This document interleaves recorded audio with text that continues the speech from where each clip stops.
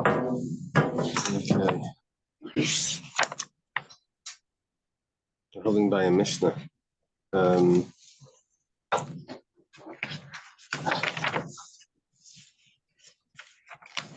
Yeah, we're holding by the Mishnah and Samach Dalet Amud Beis 64b. We thank Hashem. We're able to learn Torah every day. And the source of our learning, we should have the Beis Hamikdash immediately. We're learning the Linishmas, Abigol the Bas Baruch Binyamin, and San Al Zev, and Ben Zion.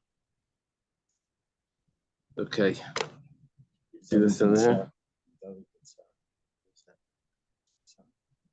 in his chus. Ben Sarah. Any update? Yeah. He was walking by the canal and his friends saw him, took him to the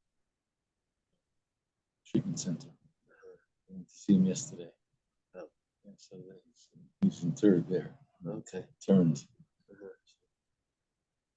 See what happened. Okay. That's good news. Okay. Hey. Good morning. Malva Eschaveri. Thank you. Sorry. Malva Eschaveri la yidar b'chatzer chinam. We'll see in the Gemara some details about this, but if someone lends money to his friend, so the Malva, the lender, is not allowed to live in the borrower's property for free. That would be considered interest. Right. Well, and he can't rent from him for less than the value. Those are two cases of ribbis. Okay, we'll see some details about this. We had a Gemara about living in someone's property and not paying rent. If the person wasn't renting it anyway, and so the person wasn't losing any money, you were just gaining. So would you, the case was called Zen and you're gaining what the other person isn't losing, you have to pay. They take you to court and you can say, well, you didn't lose any money anyway. That was a Gemara in Baba Kam. Yeah. He said it would be like Midas Dain, just to make him pay. And you have no, oh, thank you. Okay, Amar Rav Yosef Bar Minumi Amar Rav Nachman. Rav Yosef Bar Minumi says the name of Rav Nachman. Are we at the Gemara? Yeah, I just finished the Mishnah. We're holding at the Gemara. Even though they said is someone that lives in his friend's property without his knowledge. This would be like some squatter, but the guy is from up north. He has a property here that he doesn't use during the summer. He comes for the winter. So someone lives in the house. So okay. So the rule over there was he doesn't have to pay him. Yeah, that's what we said. We said that it was free housekeeping. But Hilveyu, however, Rav Nachman, Rav Nachman is adding in Hilveyu if he lends him Vidar b'chatzerei, and then he lives in his in the borrower's in the borrower's property. So tzarich lalas tischar, he has to pay him. This is going to be different. In the regular case, ain't tzarich. Right. But if he's if he's a lender, then he's not allowed to live in the borrower's property. Then tzarich lalas tischar, he has to pay him. Micah Mashmalan, what is Rav Yosef from Newman, name of Nachman, teaching us? Tanina, that's our Mishnah. The Mishnah says you're not allowed to live in his property for free. And he's saying you're not allowed to live in his property for free. Why do I need an Amayra to tell me what the Mishnah says? You can't rent it for less because it's considered interest. Umar says, no. If I would just have the Mishnah, I would have understood. Would have said the Mishnah is talking about where the property is for rent. And the person is someone that's renting. In other words, he doesn't have another house to live in. So he is gaining interest, and the other person is losing. So that's why it would be prohibited, because he can't rent it when someone's living there. But if the property is not for rent, the Gavad Lev the Megar, and the person has another place to live also, maybe just this is nicer. I don't know. I would say that should be permissible, because he's not gaining. He's not gaining money because he has another place to live. The other guy's not losing. Rav Nachman is adding in that it's still asr. Kamash Malan, that it's asr because it looks like ribbis. It looks like interest, even though he's not actually gaining any money, and the other person not losing. So, so it says the lender can't live with the borrower. Can the borrower live with the lender? Yeah.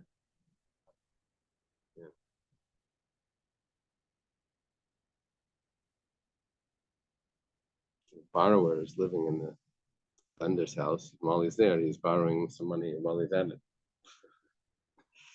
It sounds okay. Yeah. So Rashi adds in over here,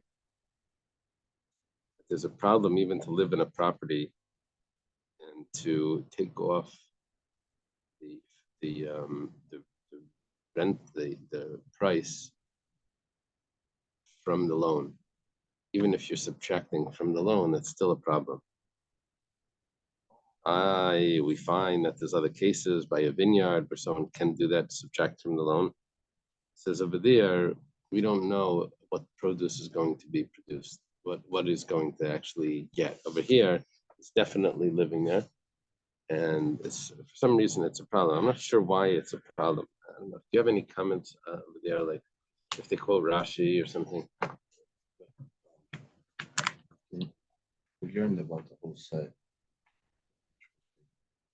This is a set of but the field is not set. Maybe they give rates when they don't. Maybe. But it sounds like they're saying, let's say, 1 second.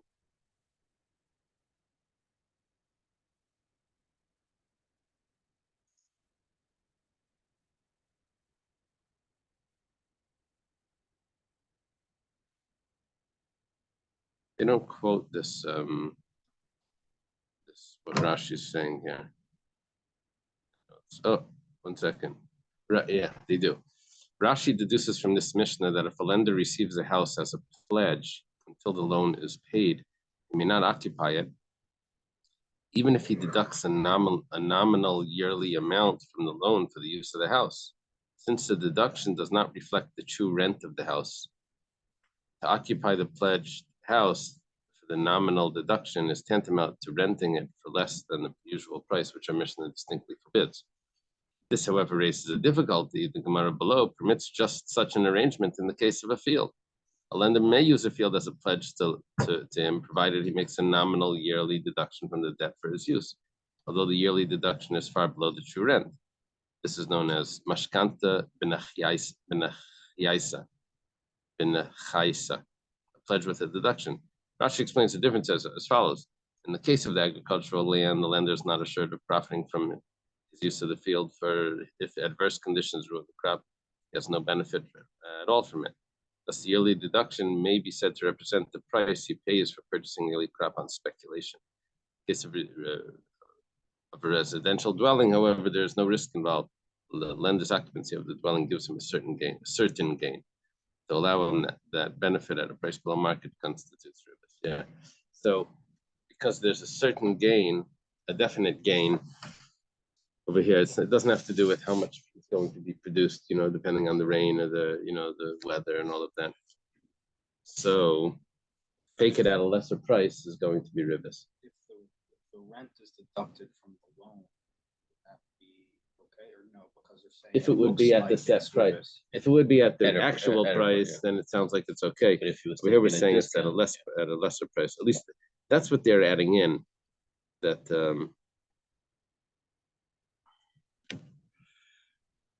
yeah.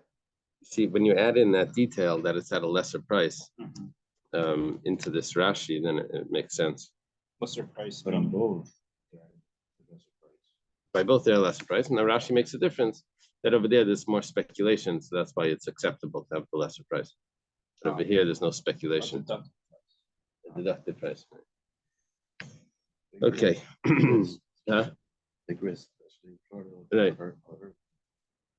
Ikadamri, there are those that said this Gemara a little different. Amar of Yosef bar Minyumi, Amar of Nachman. Rav Yosef bar Minyumi says the name of Rav Nachman. Af Bisha Amru, although they've taught in Baba Kama that Hadar b'chatz chaverish lamidaite in a tzarech lahalis l'schaya, that a person usually doesn't have to pay for living in someone else's property when the property wasn't for rent anyway. However, if halveni v'dar b'chatzeri, if a borrower says to the lender, lend me, and I'll let you live in my courtyard, then tzarech lahalis l'schaya, then he has to pay him. Okay. So the difference between this statement and the one before was that here it's being made up as part of the loan. This is part of the deal. He says, "Lend it to me," and this is okay. So the Gemara now explains Mandamar Halveyu, according to the first version of this that said that he lent him Kolshkin Alveni. For sure, there's a problem if he says, "Lend me and I will," okay, because that's called Ribis Ktsutza. You're making up from the start how much interest you're going to take. Mandamar Halveni, but according to the second version, Naval Halveyu Loi. But the first version would be acceptable according to the second version. That first case where he just says, lend to me. I'm sorry, where he just borrows the money and then he just turns out happens to live in the property. My time, what's the reason? Given to me, he didn't lend it with that intention, then less lamba, there's no problem. Okay. Rav Yosef bar Chama, we had this Gemara once before, I think. My Gemara, it's unclear what the no, it was in Baba Kama, but I can't make out what page it is. Rav Yosef bar Chama, Takav Avdi de Inchi, 97a. Okay. I have an old print, not all the letters are clear. There is a Takav Avdi de Inchi Damascus, Zivavid Buavid, it's a Rav Yosef bar Chama, who's Rav's father. He would grab slaves of someone that owed him money, and he would work with them. Work with them or work them? Work them. Against the will of the owner. Amalei Rav Abray, so Rav's son tells to his father, "My time of it, Marhachi, what's the reason that you're doing this?" Amalei, so he responded, "Anak Rav Nachman Tzvirli, Dam Rav Nachman. I hold like Rav Nachman, because Rav Nachman says, Avdanuhum Kresi Shavi, because he's not even worth the food that I give him. So if you think I'm gaining here, I'm gaining here interest, but I'm feeding him. So I'm also paying for this. So it's not really a gain. I'm feeding him, and I'm helping out the borrower. So why was he doing it? Yeah, probably just like to threaten him or something. Not to threaten, maybe just encourage him to pay up. The whole scroll thing. Yeah. Yeah. Say that the borrowers can't pay out.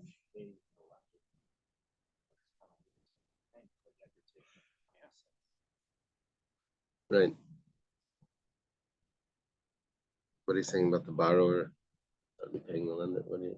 I'm saying that the borrower might be paying the lender back, for a period of time. It doesn't say that they're not paying the lender back. But yet he's taking a slave. And the borrower is supposed to be paying back, but he didn't pay back. So he goes over and he takes the slave. Yeah. Right. He's taking a slave. Okay, it doesn't really. Oh, that's what the it's just fine because the slave isn't even producing any odor. Right. People who owe them money. What if he does? If the slave is productive? So Amalei, Rabba says, Emadam Rav Nachman going Dari Avde. Rav Nachman was talking about Dari, a slave, the Merakid Bekuvi. But Avdi Achrinim Yamar, Rav Nachman apparently had a slave that would dance at clubs. I don't know what. at parties, and that's what he says. It was like a jester, and he would dance at where they drink wine. And so what is he? Well, he is not really doing anything that's really effective. It's a very low-paying job. So so he's not even worth his food. But a different type of slave is yes worth his food. You have other Gemaras I don't understand. and I mean, Gittin. not that I understand how slavery worked in the first place, but you see a slave walking the street and you just grab and say, now you're working for me. Right? The slave will say, no, I work for the other guy. You know, Slaves didn't have any say. no one's stopping the third person from walking up and taking the guy The away. owner of the original slave, you'd have to confront. They don't hold the title. The slave owner has a title. So how can he go and take someone off the street? Trying to figure out how He didn't someone get the takes someone title. else's slave, and the slave agrees. Otherwise, anyone will just go And and grab maybe he everyone came else's with a slaves. few You know? other slaves that are Original bigger. owner won't let that fly. I'll just go take everyone else's toys. I mean, Just these like toys anything better? else, if you take something from someone else, you have to confront. Right. Maybe the slave is happier because he gets better food from the second guy. Yeah, it could be also. Amarle. So Rava says to so Rav Nachman says not Rav Nachman. Rav Yosef Bar Chama says back to him. Rav Daniel bar Rav Katina Amarav spherely. Okay, so I hold like someone else. Rav Daniel bar Rav Katina Amarav. Damar that he says, I take of Avdi Shel Chaver Vasa by Malacha as pater. Someone takes his friend's slave and he works him, so he's exempt from paying the person that who owns the slave. Why? Because the person was happy that his slave doesn't get lazy. Maybe it was like a day off or something, or something he didn't have work for him, so he takes him and he works him. That's good. You don't want the slave to get lazy. He should always be busy. We also learned about a case where the slave would work certain hours for his master and would go work for other people to make his food. That's right. That's right. Or bag to make his food. Right. You know, he only had a certain amount of work for him. Doesn't have to do this.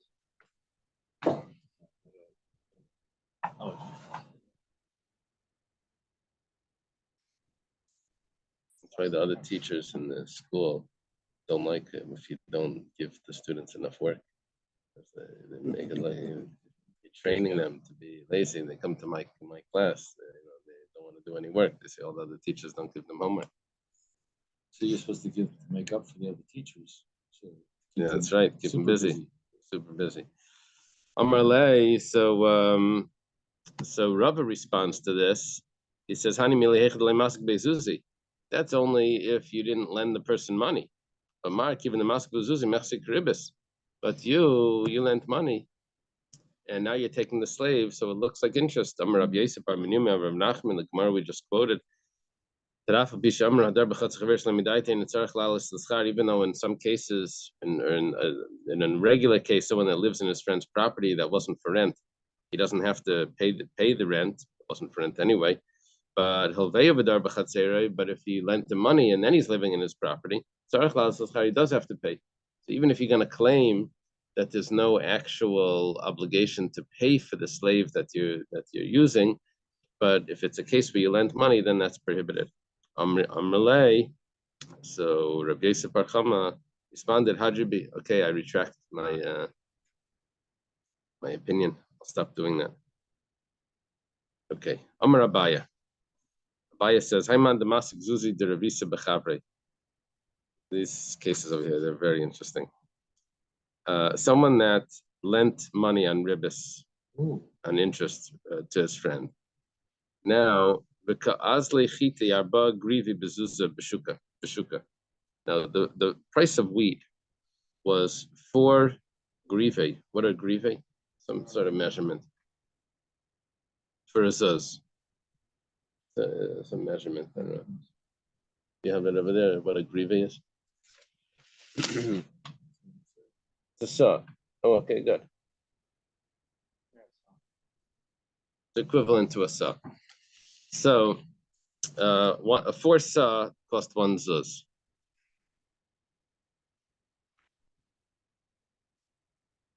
You just have it as Measures. Okay. V'yav le'iyu chamisha. So what happened is like this. The borrower, let's say his name is Shimon, and the lender is Reuven. So Reuven says, I'll lend you money, but I want back interest. So, okay. So the borrower is, look, whatever, I know it's a violation, but he gives him the interest. Now, Reuven lends Shimon the money, and Shimon pays him an extra zuz, value of a zuz. Now, the only thing is he doesn't actually give him a zuz. He gives him the value of a zuz in wheat, which is supposed to be 4 sa. Now, the only thing is he says, but I'm going to give you a real good price. I'm going to give you 5 sa for that zuz, which is a very low price for wheat. Usually it would be 4 sa. So now it's time for Reuven to pay Shimon back the interest. He said, I borrowed on interest. I'm not allowed to take the interest. We're going back. I'm like this before. If you take interest, if you have to give it back. So, following the teaching of Rabbi Eliezer, Rabbi Elazar. The question here now is, what does he give back? Now, what does he give back? He took from him 5 sa. So it says like this: Ki mafkinan minei. When we take the ribbis back, arba mafkinan minei, we only take back 4 because he took from him a zuz, and the zuz is 4. Idach, the other 5th one, that was just to give him a cheaper price, but that's not considered. That's not what he needs to pay back, because he doesn't have to give him back a cheaper price. He only has to give him back the value that he got. Right. The value was a zuz. He happened to get a discount here, but it was really a zuz. Rava says no. Why is being lenient on this? He says you have to give him back 5. Because all of those 5 were interest.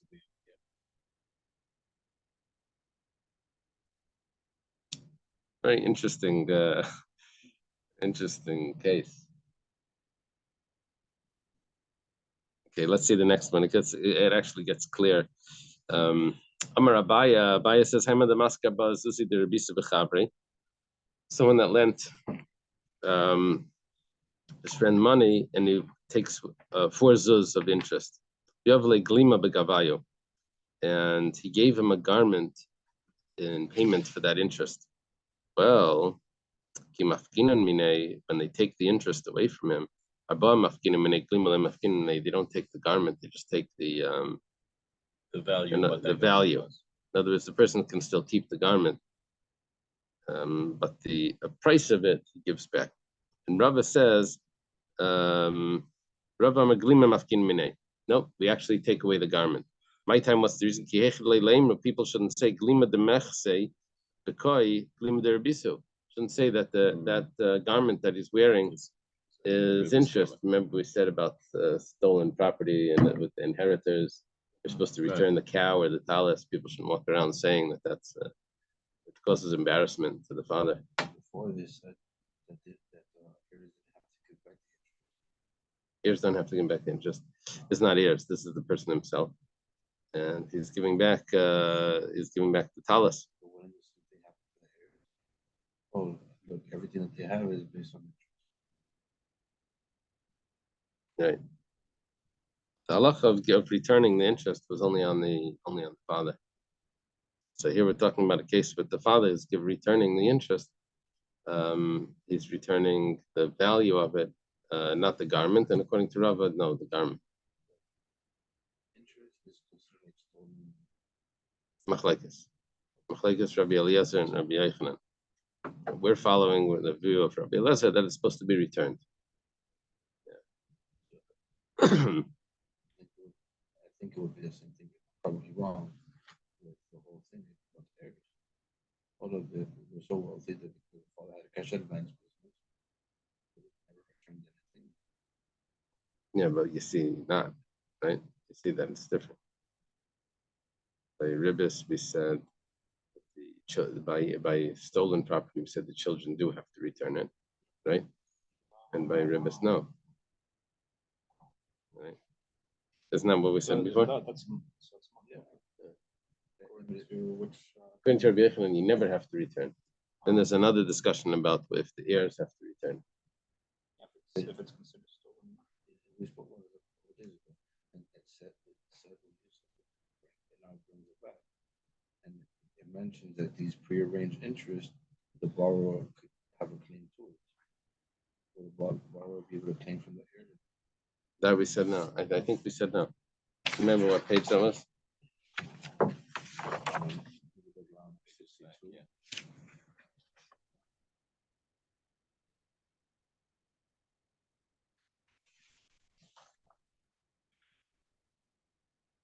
Yeah. 61B.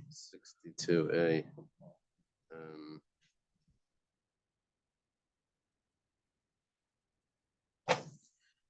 maybe also 61B. 61B about prearranged. Yeah, over here it says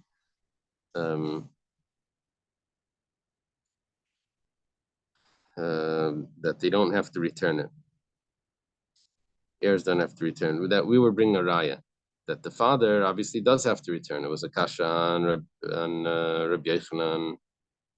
So we ended up saying that the truth is maybe the father doesn't have to return. Why do we say the heirs don't have to? Because we were talking about the case of that we were contrasting it to a case of stolen. Whatever the case is, we know for sure that the heirs don't have to return. The question is if the father does.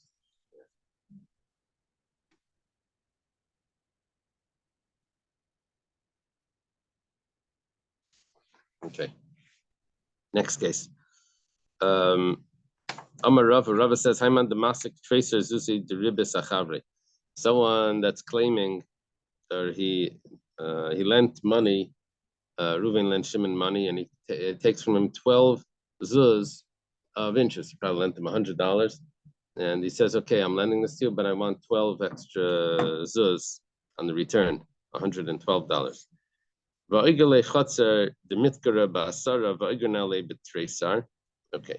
so the borrower, which is Shimon, has a property, and he paying back the loan with the interest. He says, you know what, the interest, I have a property that's usually rented for 10, but because I owe you an interest 12, I'm going to rent it to you for 12. And the person says, okay, it's interest anyway. It's just the profit. I'll take the higher expensive price for this property, and that will cover the interest. So Reuven's now living in Shimon's property for interest. Only complicated part of this is that the value of that property is only 10. And he's renting it at a higher price because he owes him an interest of 12. He says, fine, I'll take it for 12. And that will cover the whole interest debt.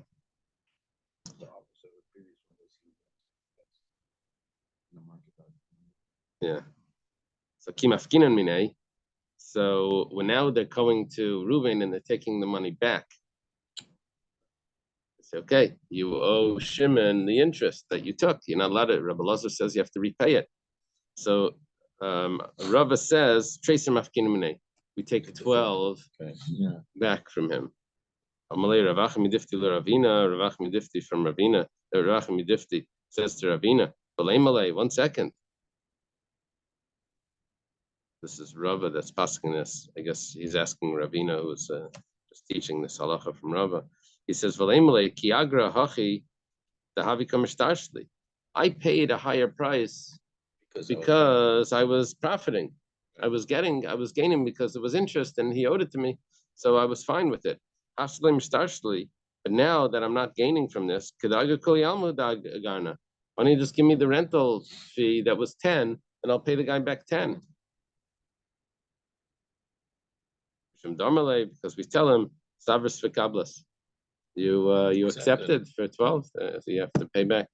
That was the price. For some reason, this reminds me of the guy that told his wife that he said, I saved $2.50 today.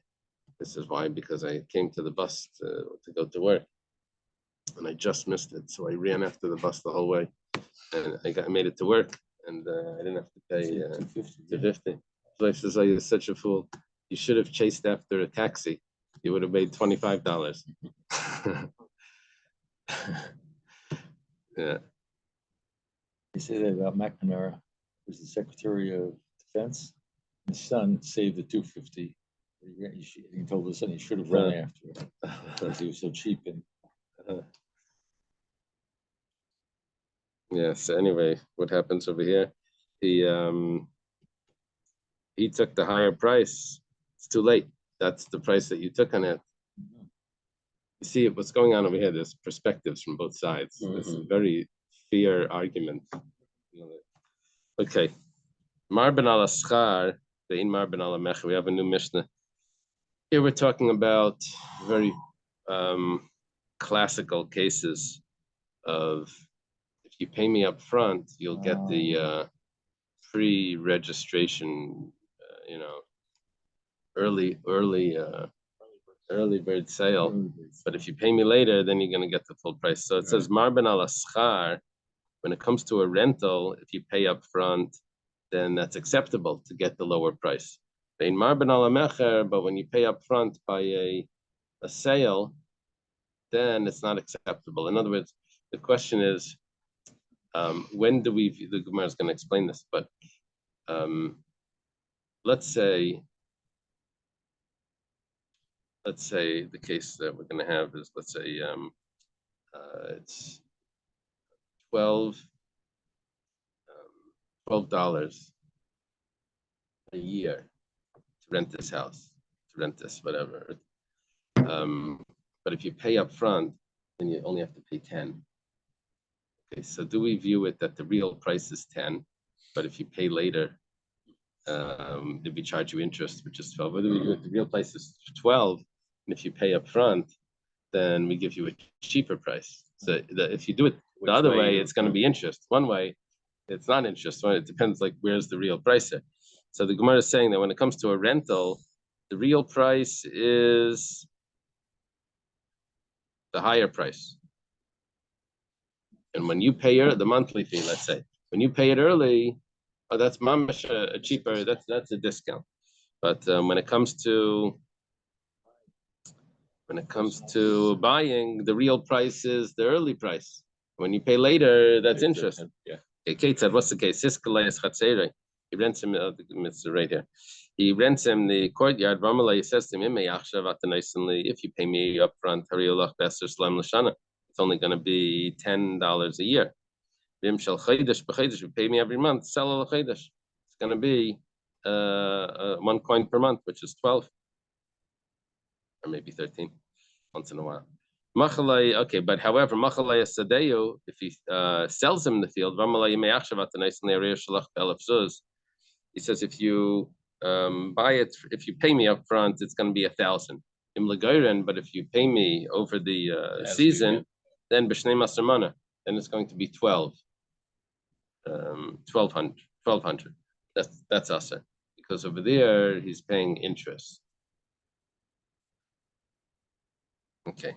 The difference is if he's buying or renting. Yeah, we make a difference between buying and renting.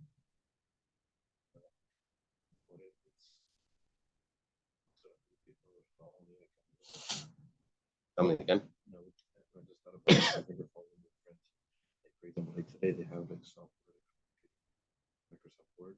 They give you the option of pay $80 a year or $12 a month, and then it comes out like almost double. Yeah. It's rental, right? At the end, we're not like, keeping us up. We're just paying like to you. Yeah, it's definitely a complicated thing. I mean, I know all the schools do this for tuition.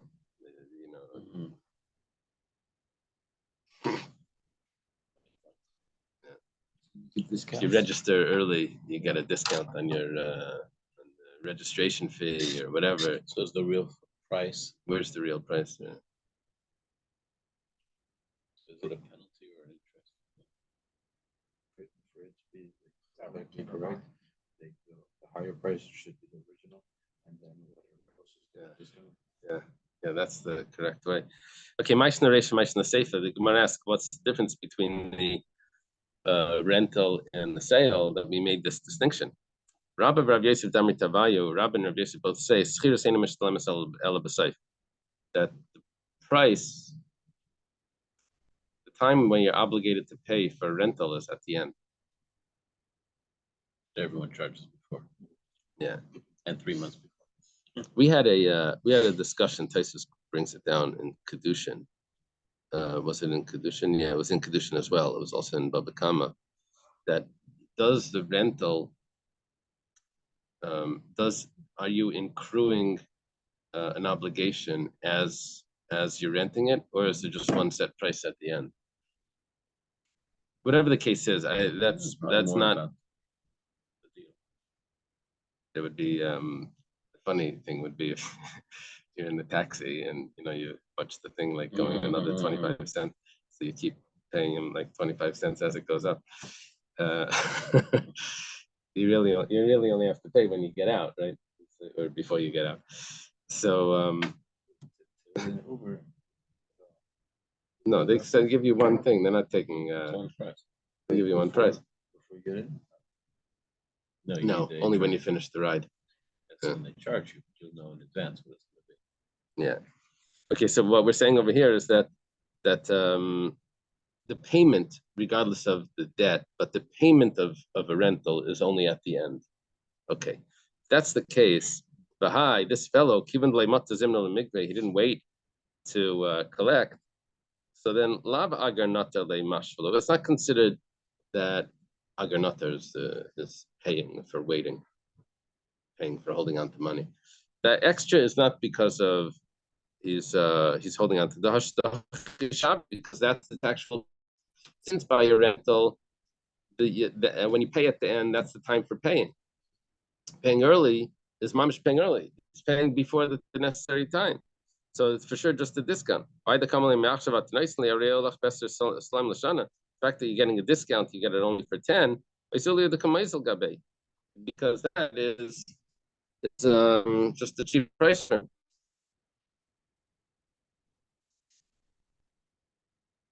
But the second case, which is when he's buying, even this vinino, because it's a purchase, he's supposed to take the money from now. So why are you delaying the paying? When you're paying for an item that you already bought, you're paying it over 12 months. So that is financing, right? So that is interest. Because the obligation to pay was right now. So this right now is the price. Right. So he would get that higher bracket. So when you have to pay more, that's because you're paying interest on delaying. We're looking at when is the obligation to pay. The obligation to pay is at the end of the 12 months. So then then the real price is at the end of 12 months. When you pay early, that's a discount. But if the obligation is to pay right away, and then you delay and you have to pay more later, that's interest, because you were supposed to pay right away. Yeah, but interest is illegal. And interest is illegal. So that's not allowed by a sale. It's allowed by a rental, it's not allowed by a sale. Right. Okay. What happens now? We're holding by Amar Rava. Rava said, Dakuba Rabbanu Bamilsa, the rabbis examined this. They actually found the pasuk. It says, K'schir Shana B'Shana. What is this pasuk talking about?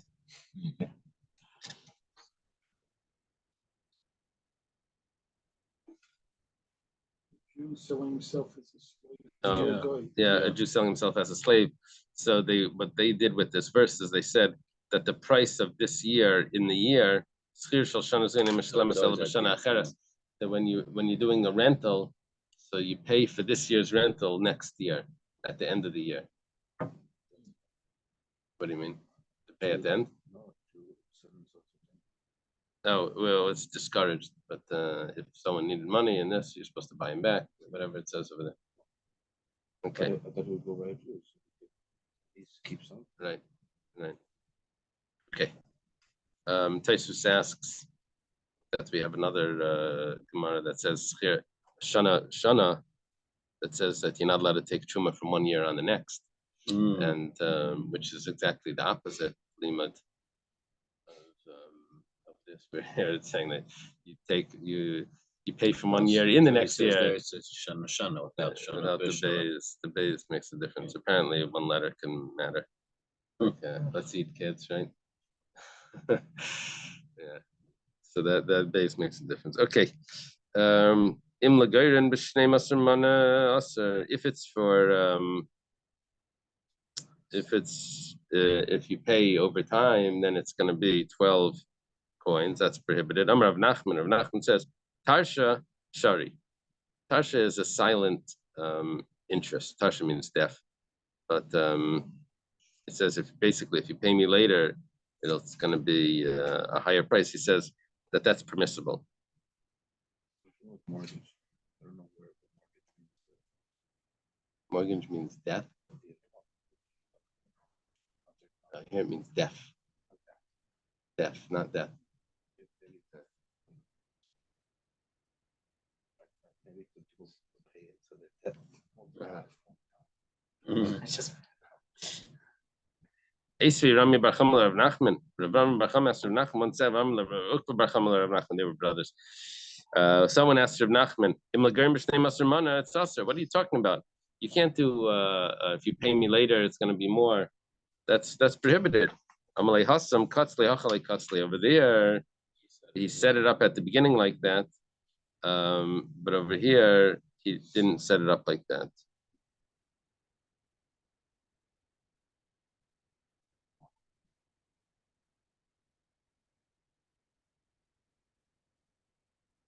What is he saying instead? Over there, he said, if you pay me now, it's going to be this price. If you pay me later, it's going to be a higher price. Over here, he says,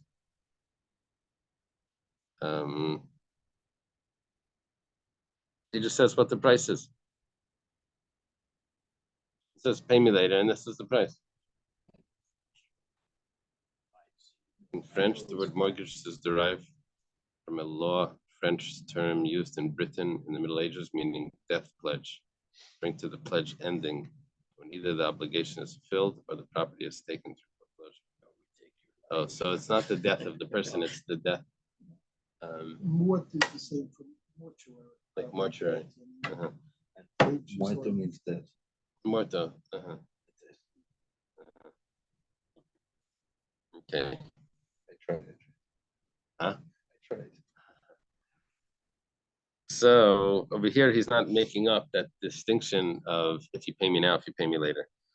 Well, Amar Rav Papa says, Tarsha Didi Shari. The way I do it, it's permissible. Now, what Rav Papa does is he sells beer. And beer has two prices. It depends. In Tishrei, it's cheaper. In Nisan, it's more expensive. Yes, that's whenever the barley and the thing and the soaking and the whatever. Now, so what he does is he sells in Tishrei. He gives him the price of Nisan. He says, "Pay me in Nisan," and he gives him the higher price. So he says, "My time. What's the reason why this is permissible?"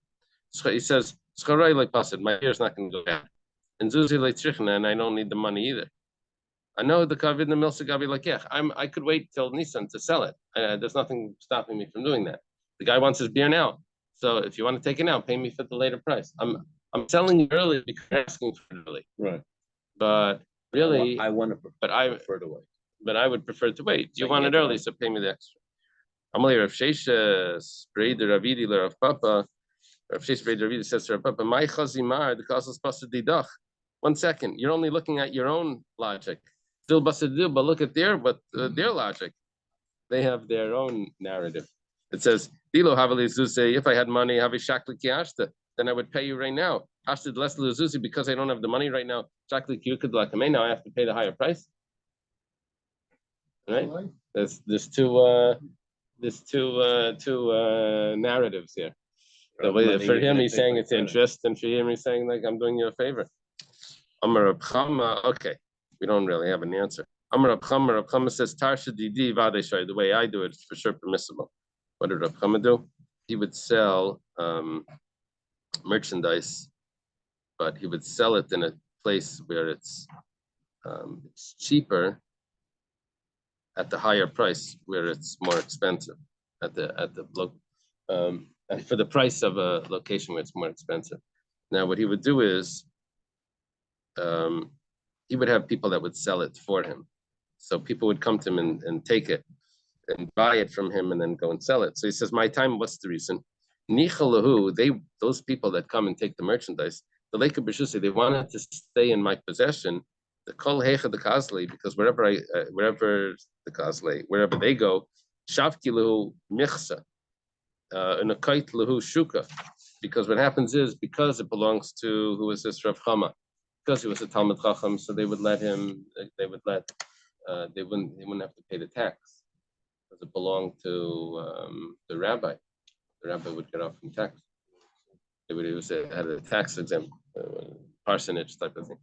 So get off tax. So they would want to hold on. They would say it's not our merchandise. It's Rav Chama's merchandise. And that way, when they sell it at that more expensive place, so they're paying the higher price, because that's where they're claiming that's where they're purchasing it, is at that other place. And also they would get to sell it first in the market until they sold. That was the rule, that the Talmud Chacham would be able to sell his things first.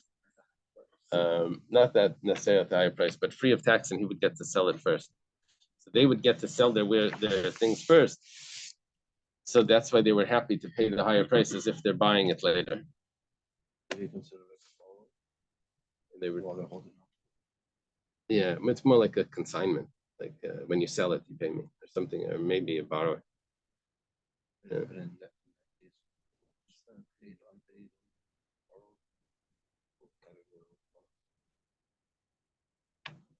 I'm not sure. I'm not sure. Hilchas Rav Chama. The halacha, the Gemara says like Rav Chama. Hilchas Rav Elazar. Hilchas Rav Elazar, which says that you have to pay back interest that was taken. Hilchas Rav Yanai. Hilchas Rav Yanai. Amar Mali Hein Mali Dmeim. It says if you're allowed to take the produce, you're also allowed to take the value of the produce, which we had before. Remember that? I meant that you were allowed to